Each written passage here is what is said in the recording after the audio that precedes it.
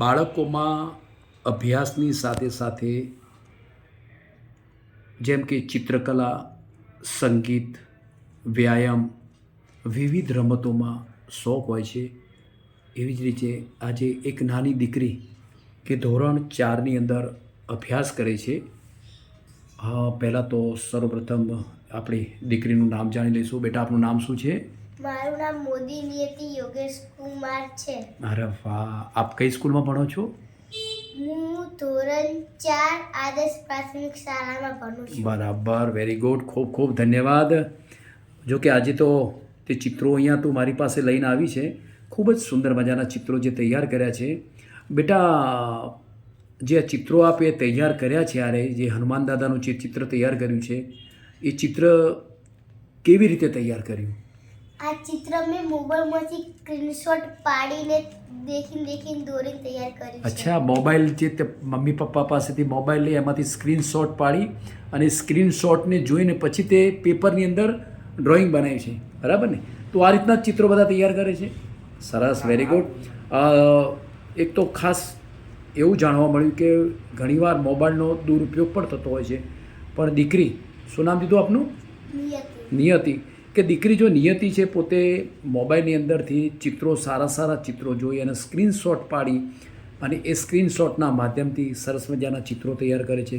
ખૂબ ધન્યવાદ કહેવાય કે જે મોબાઈલનો સારો એવો દીકરી સદુપયોગ કરે છે. ખૂબ જ સારું એવું જોવા મળ્યું.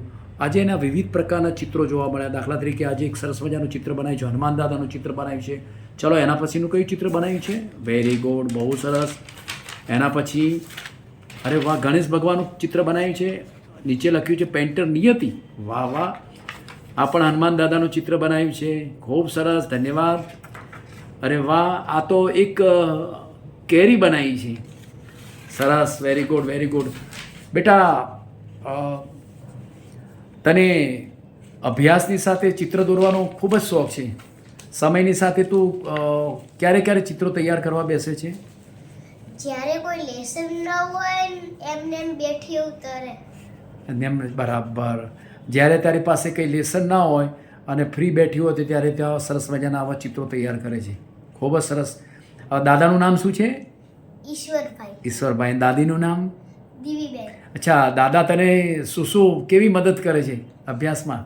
દાદા મને અભ્યાસમાં જે દાખલો ન આવડે તે શીખવાડે છે અને મને મદદ કરે છે. વારે વાહ, દાદા પણ એને બોલો અભ્યાસમાં ખૂબ જ મદદ કરે છે. એને જરૂરી જોઈતી વસ્તુ પણ દાદા લઈ આપે છે, એમ ને? બહુ સરસ, બહુ સરસ. આપણે મોટા થઈને શું બનવું છે? મોટા થઈને પોલીસ, આર્મી કાં તો ચિત્રકાર. બહુ સરસ મજાની દીકરી આજે બહુ સરસ મજાની સુંદર વાત કરી કે મારે મોટા થઈને એક દેશની રક્ષા કરવા માટે મારે એક આર્મી બનવું છે અને મારો એક ગોલ બીજો પણ છે, પોલીસ પણ બનવું છે અને સાથે સાથે મારે એક સારા એવા ચિત્રકાર બનવું છે. એવું સુંદર મજાની દીકરીએ વાત કરી. હું પણ આ તબક્કે નાની દીકરી છે, અત્યારે પોતે એના કક્ષા અનુસાર સરસ મજાના સુંદર મજાના ચિત્રો પણ દોરે છે. એને પણ હું ખૂબ ખૂબ શુભેચ્છાઓ પાઠવું છું કે આવનાર સમયની અંદર પોતાની કારકિર્દી પરિવાર સાથે અને શિક્ષક પરિવાર સાથેની એક સુંદર મજાની કારકિર્દીને તૈયાર કરી એવી શુભેચ્છાઓ પાઠવું છું. બેટા, આપ આદર્શ સ્કૂલમાં ભણો છો. આપણા વર્ગ શિક્ષક છે, એમનું નામ શું છે? વર્ગ શિક્ષકનું નામ પ્રવીણભાઈ નાઈ છે. બરાબર. સર કેવા છે? સારા છે. સર કેવું શીખવાડે છે? સારું માર્ગદર્શન આપે છે. જો કે દીકરીના વર્ગ શિક્ષક પ્રવીણભાઈ નાઈ છે, એ પણ જોગાનું જોગ એમને ખૂબ જ સારી એવી એના અભ્યાસની અંદર ખૂબ જ એવી સારી એમને મદદ કરે છે. શાળા પરિવાર, શાળા સ્ટાફ પણ એને ખૂબ જ સુંદર મજાની એને હૂંફ આપે છે. આજે દીકરીને હું પણ વિશેષ આજના તબક્કે મારા ઘરે રૂબરૂ દાદા સાથે આવી છે. એને પણ હું ખૂબ શુભેચ્છાઓ પાઠવું છું કે આવનારા સમયની અંદર પોતાની સારી એવી કારકિર્દી બનાવે એવી એને શુભેચ્છાઓ પાઠવું છું. Wish you all the best luck. Thank you.